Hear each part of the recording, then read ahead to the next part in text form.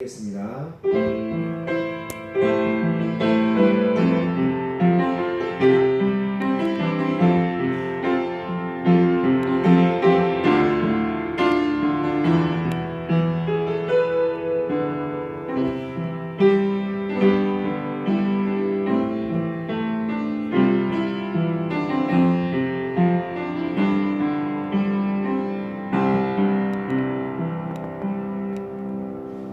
여호와 외에 누가 하나님이며 우리 하나님 외에 누가 반석이냐. 이 하나님이 힘으로 내게 띠띠우시며 내 길을 완전하게 하시며 나의 발을 암사슴 발 같게 하시며 나를 높은 곳에 세우시며 내 손을 가르쳐 싸우게 하시니 내 팔이 녹화를 당기도다.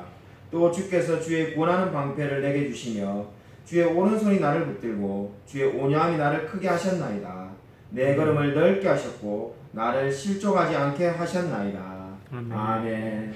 하나님 아버지 감사를 드립니다. 참으로 주께서 우리를 실족하지 않게 하시며 늘 하나님 앞으로 불러주심을 감사를 드립니다. 하나님 아버지 오늘 거룩한 주일을 맞이하여 주님 앞에 예배드릴 수 있게 해주심을 감사를 드립니다. 아멘. 비록 우리가 코로나로 인해서 비대면으로 예배드리고 있지만은 하나님께서 속히 이 모든 상황을 다시 변화시켜 주실 줄로 믿습니다. 아멘. 각 가정에서 예배드리는 우리 성도님들의 마음과 그 모든 상황 가운데도 하나님께서 함께하여 주셔서 주님께서 이 예배를 받아 주실 줄 믿사오며 살아계신 예수 그리스도 이름으로 간절히 기도드립니다. 아멘.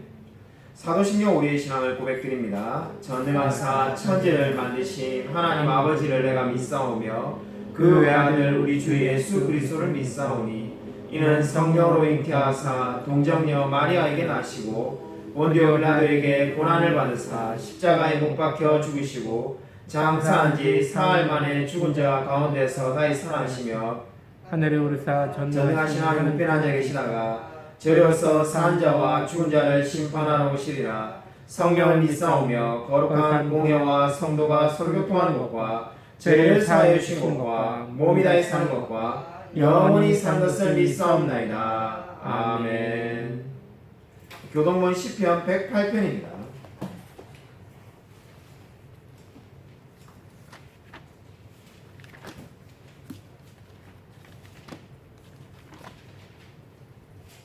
구약성경 884면에 있습니다. 시편 108편 1절부터 끝절까지 제가 한 절, 성도님들 한 절 교독하겠습니다.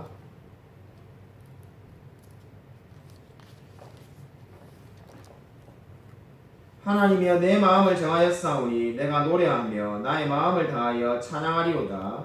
비파야 수구마 깰지어다. 내가 새벽을 깨우리로다. 여호와여 내가 만민 중에서 주께 감사하고 문나라 중에서 주를 찬양하오리니 주의 인자하시니 하늘보다 높으시며 주의 진실은 궁창에까지 이르나이다. 하나님이여 주는 하늘 위에 높이 들리시며 주의 영광이 온 땅에서 높임 받으시기를 원하나이다. 주께서 사랑하시는 자들을 건지시기 위하여 우리에게 응답하사 오른손으로 구원하소서. 하나님이 그의 성소에서 말씀하시되 내가 기뻐하리라. 내가 세겜을 나누며 숫꽃 골짜기를 측량하리라. 길라앗이 내 것이요 므낫세도 내 것이며 에브라임은 내 머리의 투구요 유다는 나의 규이며 모압은 내 목욕통이라. 에돔은 내 신발을 벗어 던질지며 블레셋 위에서 내가 외치리라 하셨도다. 누가 나를 이끌어 견고한 성읍으로 인도해 드리며 누가 나를 에돔으로 인도할꼬. 하나님이여 주께서 우리를 버리지 아니하셨나이까. 하나님이여 주께서 우리 군대들과 함께 나아가지 아니하시나이다. 우리를 도와 대적을 치게 하소서. 사람의 구원은 헛됨이니이다. 함께 읽겠습니다. 우리가 우리가 하나님을 의지하고 용감히 행하리니 그는 우리의 대적들을 밟으실 자이시니로다. 아멘. 우리 찬송가 180장 함께 부르시겠습니다. 찬송가 180장입니다.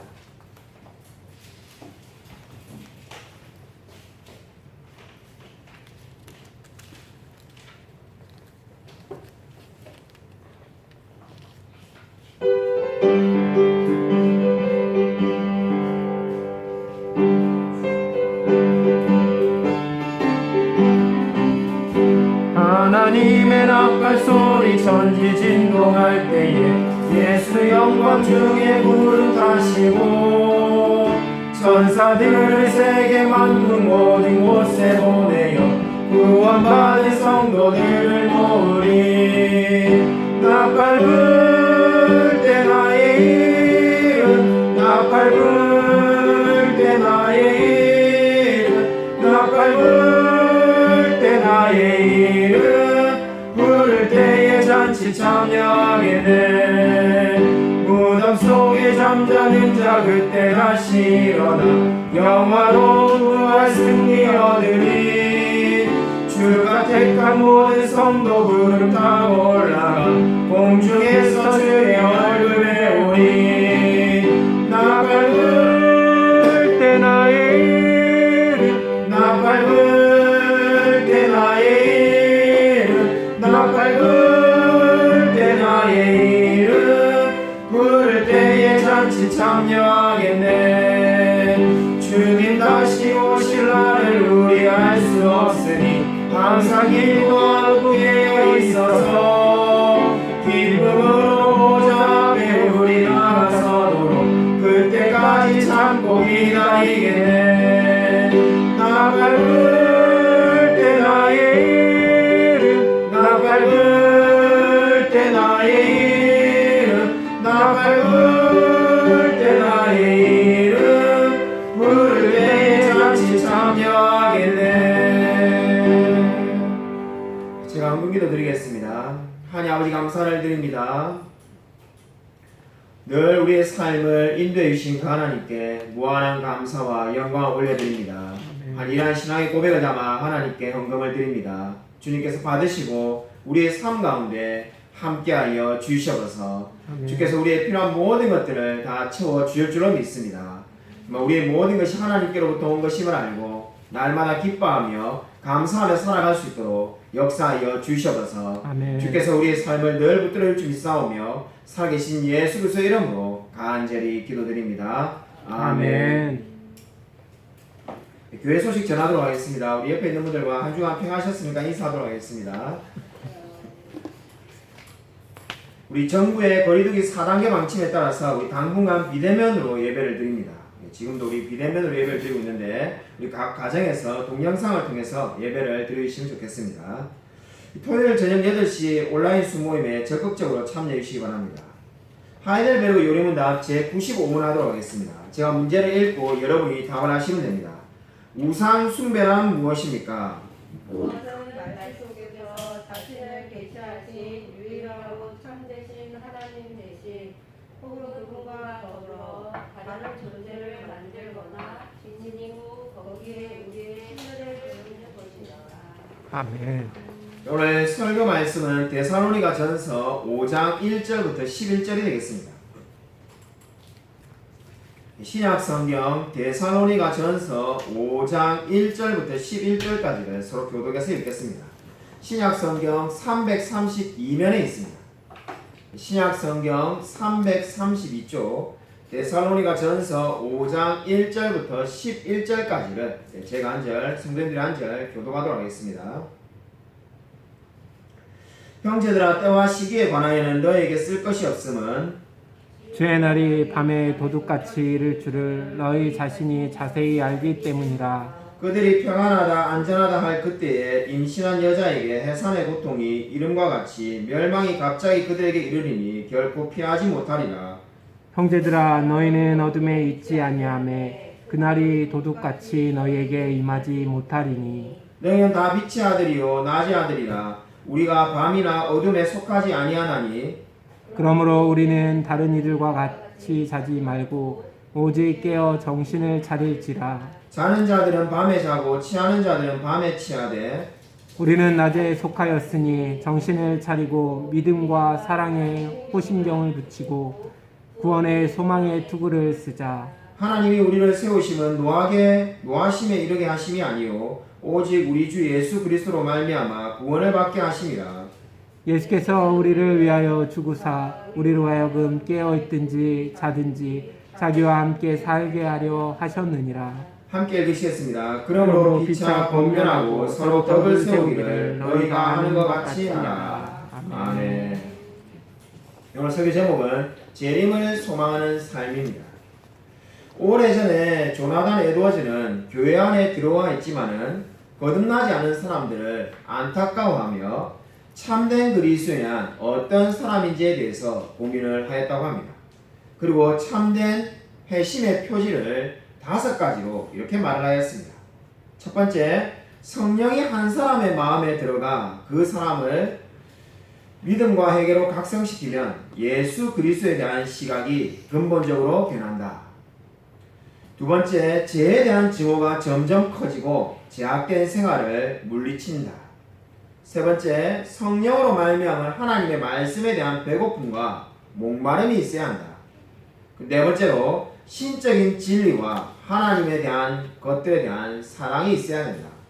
다섯 번째, 동료 그리스도에 대한 사랑이 있어야 된다고 말을 하였습니다. 에드워즈가 회심에 대해서 고민하면서 이 5가지를 근거로 거듭난 사람과 거듭나지 않은 사람을 구분하였다고 합니다.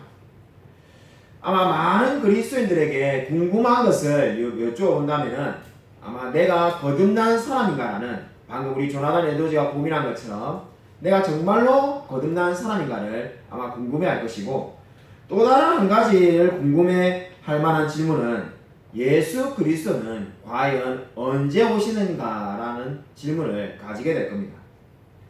데살로니가 교회 성도들도 오늘 말씀을 보면은 주님이 재림하는 때와 시기에 대해서 의문을 가졌던 것 같습니다. 그래서 1절을 보면 형제들아 때와 시기에 관하여는 너에게 쓸 것이 없으머니라고 분명히 말하고 있습니다. 바울이 이렇게 말하는 이유는 데살로니가 교회 성도들이 끊임없이 예수님의 재림에 대해서 그 때와 시기에 대해서 물어보기 때문이었습니다.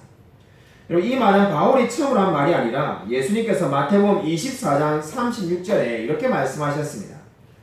그러나 그날과 그때는 아무도 모르나니 하늘의 천사들도 아들도 모르고 오직 아버지만 아시느니라. 그날과 그때, 바로 예수 그리스도가 재림하시는 그날과 그때는 아무도 모른다고 분명히 예수님께서 말씀하셨습니다. 그러나 어느 시대를 막론하고 계속해서 이 늘 재림의 날짜에 대해서 궁금증을 가지고 있는 사람은 늘 있었습니다. 그래서 이 당시에도 일부의 사람들은 때와 시기에 대해서 이 언어학적인 분석을 하며 나름대로 새로운 해석을 제시했다고 합니다. 때라는 말을 헬라어로 보면 크로노인데 달력상의 일정한 기간이 때라는 말이 되겠습니다. 그리고 시기는 역사상의 큰 위기나 특별한 계기가 있었던 일을 말하는 겁니다.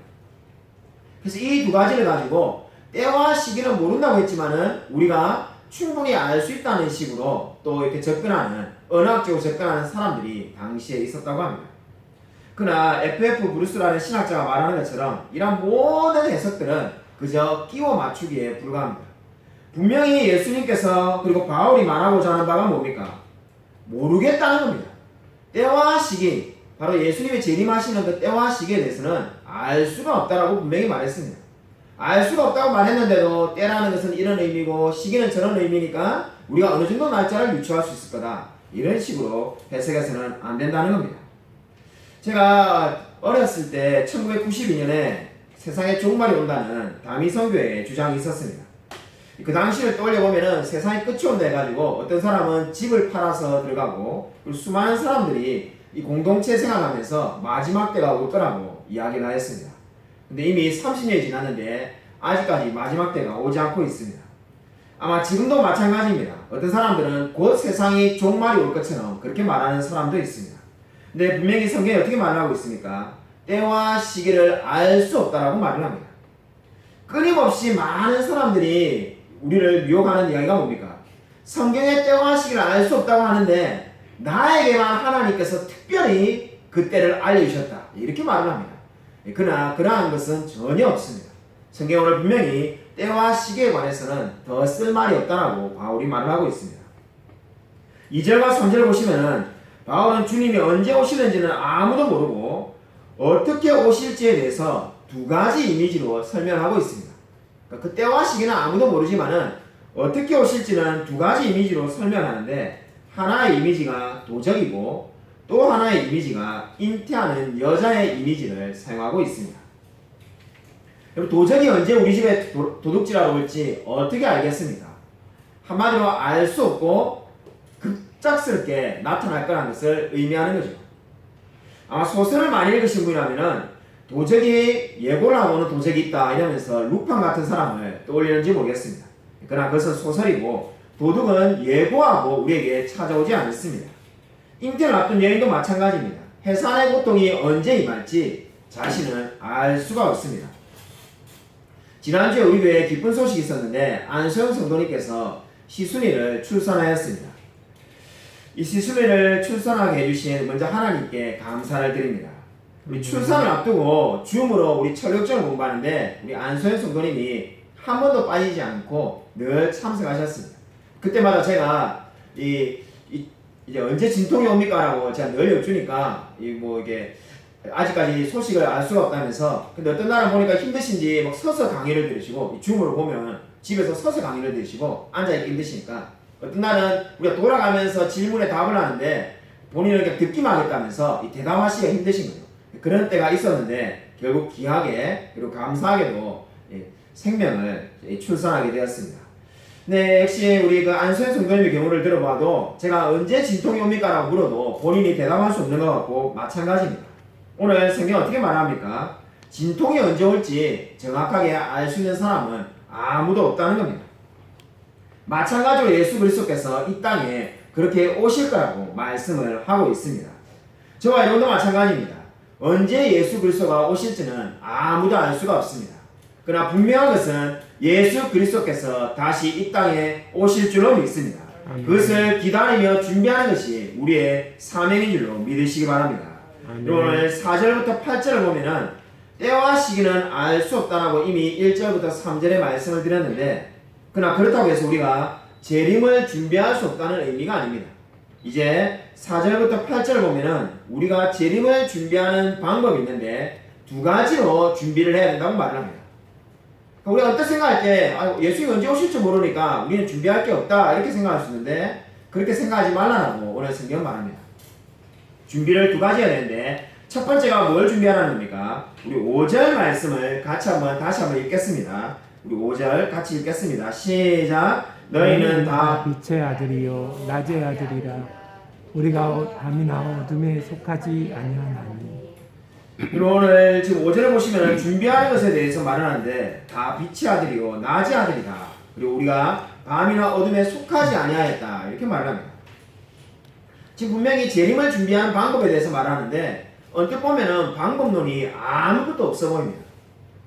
너희들이 열심히 이게 잠을 적게 자라든지 뭔가 돈을 모아놔라든지 이렇게 뭔가 하라는 것이 아니라 여기 지금 말하는 내용이 뭡니까? 신분에 대해서 지금 이야기를 하고 있습니다. 바로 밤과 어둠은 예수님을 알지 못하는 세대를 의미합니다.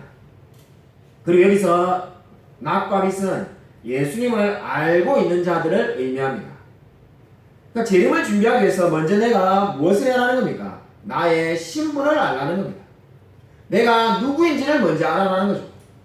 우리는 이제 예수님을 모르는 밤과 어둠에 속한 사람이 아니라 낮과 빛에 속한 사람임을 먼저 기억하라고 말합니다.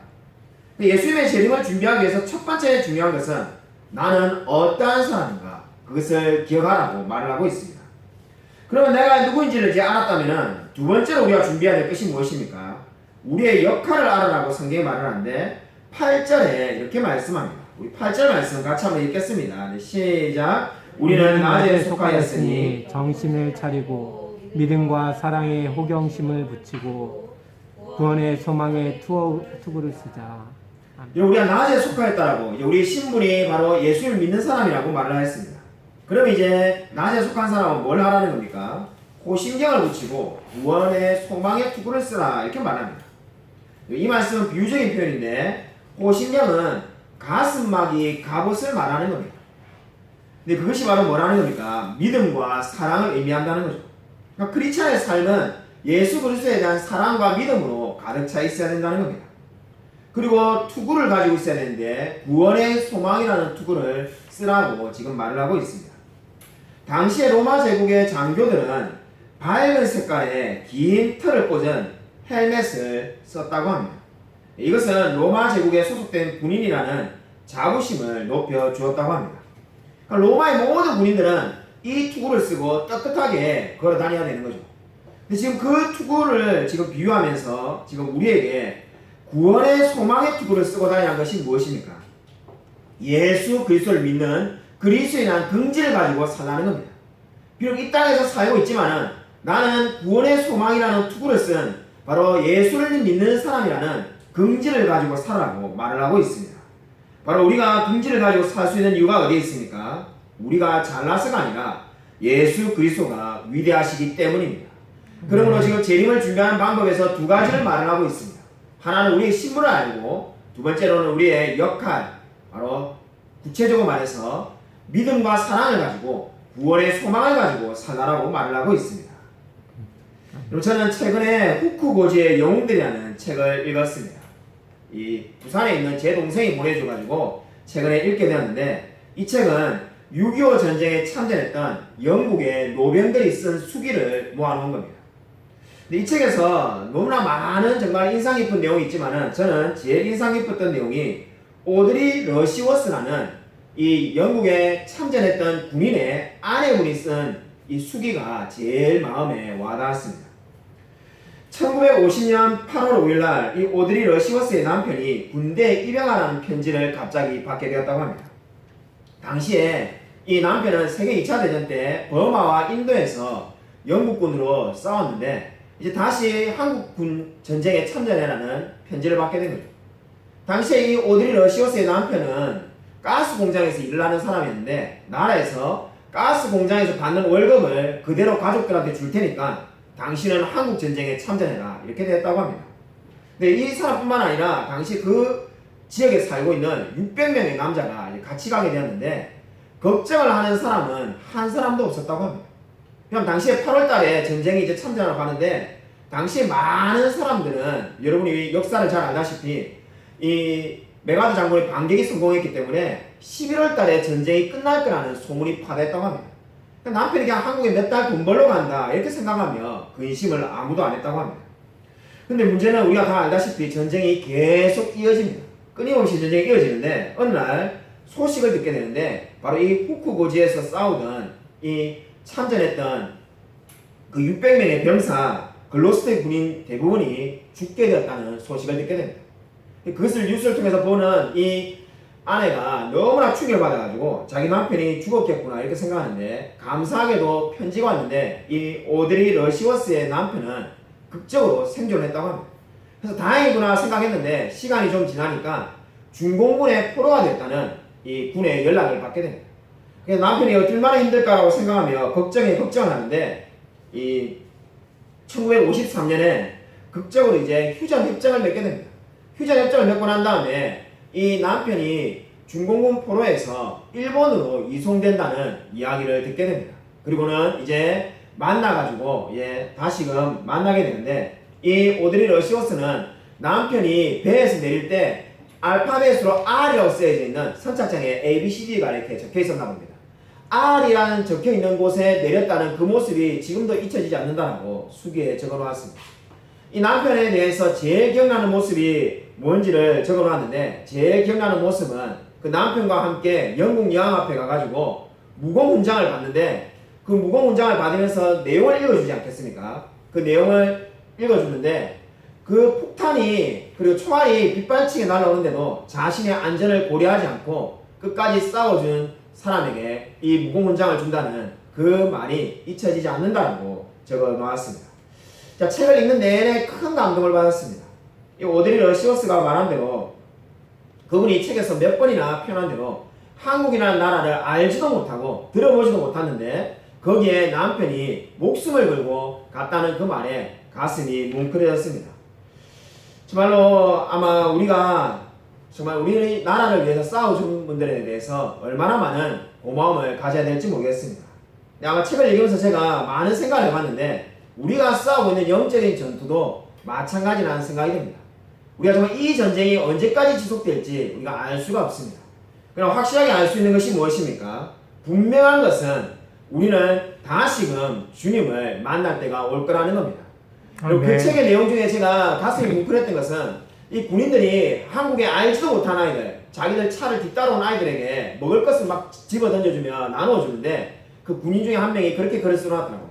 자기가 줄 수 있는 이유가 뭔가?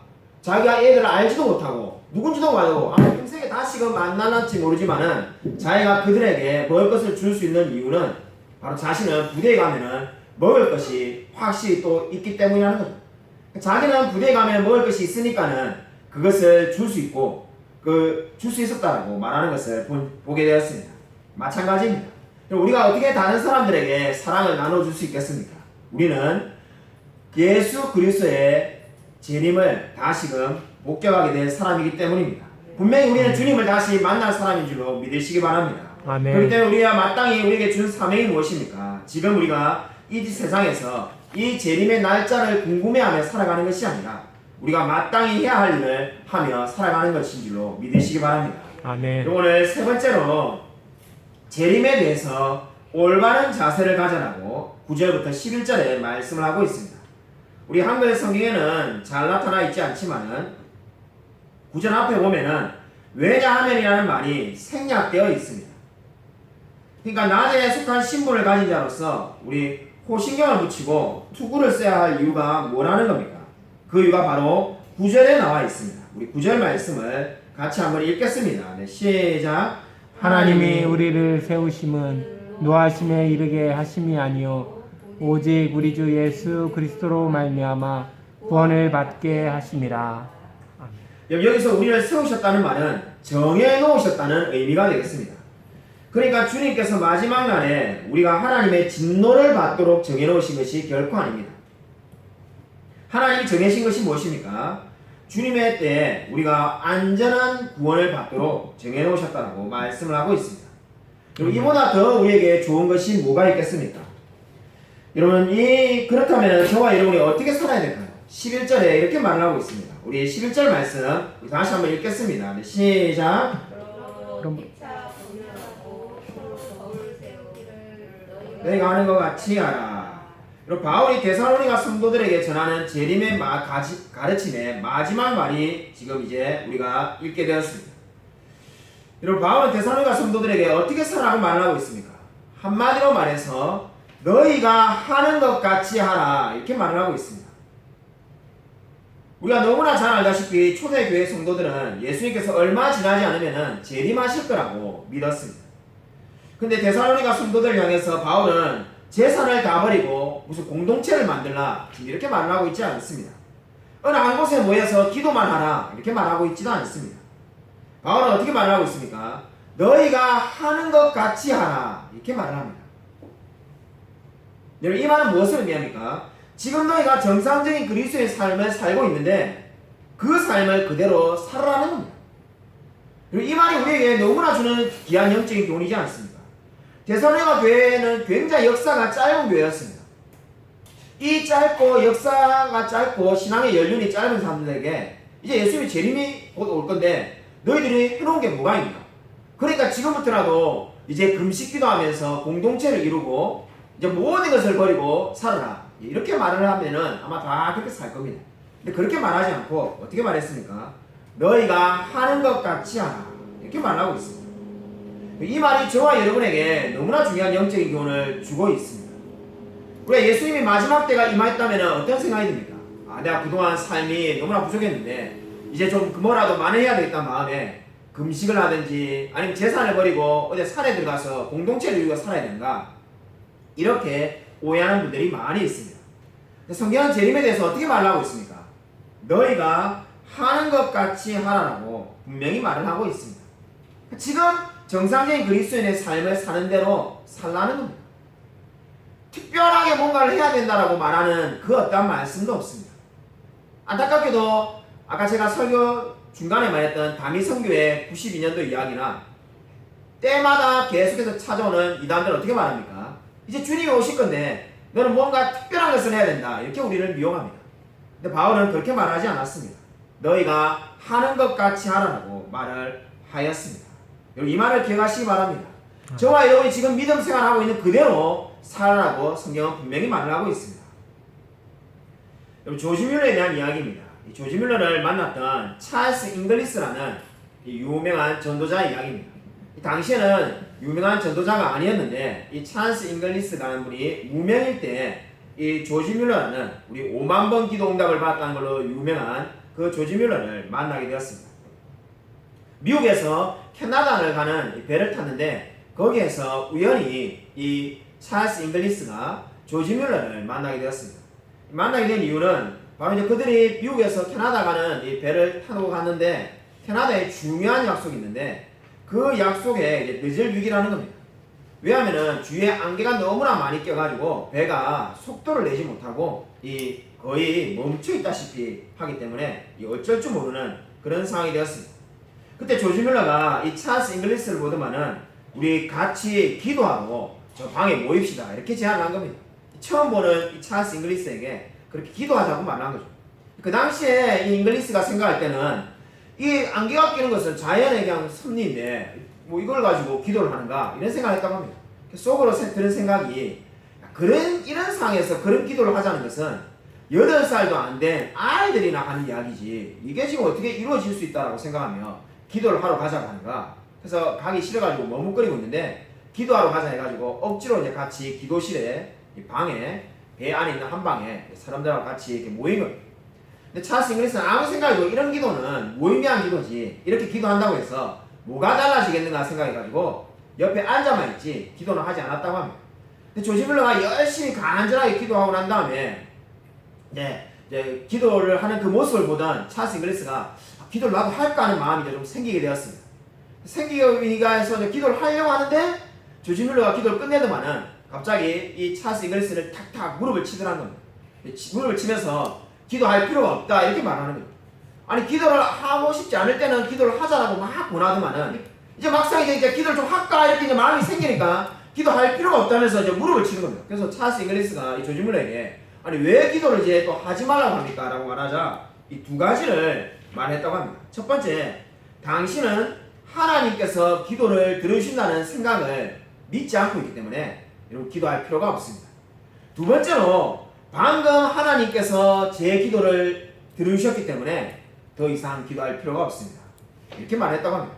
그래서 찰스 잉글리스가 아니 무슨 확신을 가지고 기도를 응답받았다고 말을 하는가. 그래서 밖에 배 밖으로 이렇게 나가보니까는 이미 안개가 거쳐졌다는 겁니다. 그때 이 찰스 잉글리스가 너무나 놀래가지고 자기가 위대한 사람을 만났구나 해서 그 일을 기억하며 책에 기록을 하게 되었습니다. 여러분 저는 지금 여러분에게 조지 뮬러의 기도가 대단하다는 말을 하려고 이 예화를 든 것이 아닙니다. 조지 뮬러의 기도가 대단하다는 이야기는 우리가 이미 잘 알고 있습니다. 제가 여기서 오늘 이 예화를 드린 이유는 어떠한 상황이 오든지 간에 조지 뮬러는 늘 하던 대로 하며 살았다는 겁니다. 이 본인이 캐나다에 빨리 가서 거기서 만나야 될 사람들이 있고 너무나 중요한 일이 있을 때 자신이 늘 기도하던 대로 살았다는 겁니다. 그것이 바로 오늘 성경이 말하는 지금 바울이 말하는 바가 되겠습니다. 너희가 늘 하는 대로 하라는 겁니다. 너희가 늘 하고 있는 대로 예배드리며 기도하며 말씀 보며 살면 된다는 겁니다. 인생에 어떤 어려움이 오든지 어떤 사람이 어떤 미혹을 하든지 간에 그런 것에 개의치 말고 늘 하는 것처럼 하라고 말을 하고 있습니다. 여러분 디도서 2장 12절부터 13절에 재림을 기다림에 대해서 이런 말씀이 있습니다. 우리 프린트물에 다 나와 있으니까요. 같이 한번 한 목소리 읽겠습니다. 네, 시작. 우리를 양육하시되 경건하지 않은 것과 이 세상 정욕을 다 버리고 사랑과 의로움과 정건함으로 이 세상에 살고 복종하고 통함과 우리의 크신 하나님 구주 예수 그리스도의 영광이 나타나심을 기다리게 하셨으니. 오늘 성경 말씀을 보시면 디도서 2장 12절 13절에 어떻게 말씀하십니까? 왜 우리를 그리스도의 영광이 나타나심을 기다리게 하고 계시다고 말씀하고 있습니까? 경건하지 않은 것과 이 세상의 정욕을 다 버리게 하시기 위해서입니다. 그래서 우리를 어떻게 만드시고 하는 겁니까? 하나님이 원하시는 모습으로 만드시기 위해서 바로 그렇게 지금 하고 계신다라고 말을 하고 있습니다. 여러분 윌리엄 켈리라는 분이 있습니다. 우리가 너무나 잘 아는 선교사, 인도의 선교사 윌리엄 켈리 말고 영국의 형제단이라는 이 곳에 있었던 윌리엄 켈리라는 사람의 이야기입니다. 윌리엄 켈리가 마지막 때에 두 딸이 임종을 지키고 있는데 이 켈리에게서 하나님께 대한 경배가 쏟아졌다고 합니다. 그래서 켈리는 이 보고 있는 사람들을 향해서 내 마음의 빛은 그리스도라고 말을 하였다고 합니다. 그때 이 켈리에게 이제 사람들이 어떠냐고 하니까 내가 지금 힘이 없지만은 천국에 갈 힘은 충분하다고 대답을 했다고 합니다. 그러고 난 다음에 켈리가 한 말 중에 마지막 한마디가 이 장례식 때 내용으로 사용되었는데 그 말이 바로 참되고 실제적인 것 세 가지가 있습니다. 십자가, 세상의 죄악, 그리고 하나님의 사랑이 그것입니다. 이렇게 마지막으로 이야기했다고 합니다. 그러니까 참되고 실제적인 것이 세 가지가 있는데 인생에서 십자가와 그리고 죄와 하나님의 사랑만이 정말로 참되고 실제적이라는 겁니다. 여러분 그렇지 않습니까? 진정으로 우리에게 실제적인 것이 무엇입니까? 내가 죄인이라는 것과 내가 정말 하나님의 사랑을 십자가를 통해서 받았다는 것 외에 더 참되고 실제적인 것이 뭐가 있겠습니까? 여러분 마지막으로 제가 좋아하는 재림에 대한 시를 하나 소개하고 말씀을 맺고자 합니다. 원래는 이 시가 훨씬 더 긴 시인데 너무나 길기 때문에 이 시의 앞부분만을 여러분 읽어드리고자 합니다. 안나 시톤이라는 분이 본향집을 그리워하는 노래라는 것을 쓴 적이 있습니다. 오 주님 나를 위하여 모진 고초 가시관을 쓰신 님이여 나와 모든 슬픔 함께 나누시는 주 다시는 우리에게 십자가 고통 무거운 짐 질 일이 없는 곳 그곳에서 반가이 우리 맞으실 음성 하나버지의 영광을 보게 될 때 그때 있을 주님은 아시나이다. 빛나는 길 걸을 때 황금비파 뜯는 소리 영원토록 다함없는 새 노래 새 곡조일세. 그리고 또 들리는 건 주 찬양 예수 찬양 나의 생명 나의 주 나의 왕이여 내 고난 심령은 하늘 노래 부르기를 간절히 사모하네. 여러분 이 안나 시톤이라는 분이 주님이 오시기를 바라며 재림을 소망하며 이러한 시를 지었습니다. 여러분 우리 예수님의 재림을 얼마나 소망하며 살아가고 있습니까? 오늘 성경 말씀은 예수님의 재림을 소망하며 너희가 하는 것 같이 하라고 말을 하고 있습니다. 여기서 너희가 하는 것 같이 하라는 것은 죄짓고 살라는 것이 아니라 하나님께 예배드리고 하나님의 말씀을 보며 하나님께 늘 찬양드리며 그리고 늘 전도하며 그 하는 것처럼 살라는 것입니다. 여러분 아무쪼록 예수님의 재림을 소망하며 기다리며 살아가는 저와 우리 모든 성도님이 되시기를 주님의 이름으로 간절히 축원드립니다. 그리고 이 시간에 우리 말씀을 생각하면서 1분간만 묵상으로 이렇게 기도하고자 합니다. 진정 우리가 예수 그리스도의 재림을 소망하며 살아갈 수 있게 달라고 날마다 정말 주님과 동행하며 살아갈 수 있게 달라고 이 시간 한번 1분간만 말씀을 생각하면서 묵상으로 기도하겠습니다.